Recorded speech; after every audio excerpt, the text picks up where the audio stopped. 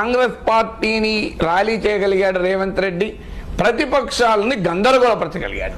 ప్రజల ముందు ప్రతిపక్షాలు ఎక్స్పోజ్ అవుతున్నాయి. అరే ఇంత గింజుకుంటున్నారు ఏంటి, వీళ్ళు ఇంత గందరగోళం పడుతున్నారు ఏంటి అని. మూడవది, ఇది ప్రజలకు పెద్దవారికి మధ్య ఘర్షణగా. సో బట్ ఎప్పుడైనా ప్రజలు పెద్దవారికి పేదవారికి మధ్య ఘర్షణ వస్తే ప్రజానీకం పెద్దవారి పైన చర్యలు ఆహ్వానిస్తుంది. అంటే క్లియర్గా ప్రజలు వర్సెస్ బడాబాబులు. ఇది రేవంత్ రెడ్డికి భారీగా ఉపయోగపడుతుంది. మీరు చూడండి, ఇప్పుడు రేవంత్ రెడ్డి ముట్టుకుంటే ప్రజలే వస్తారు. చూడండి, బడాబాబుల భరతం పడితే రేవంత్ రెడ్డిని బతకనిస్తలేరు.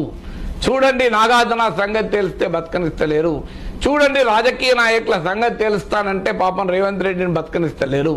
కానీ Revanth Reddy will be a robin hood. మీరు ఇలాగే కొనసాగితే, ప్రతిపక్షాలు ఇలా గందరగోళ పడుతుంటే, రేవంత్ రెడ్డి హైడ్రా ముందుకు వెళ్తుంటే ఒక పెద్ద రాబిన్ హుడ్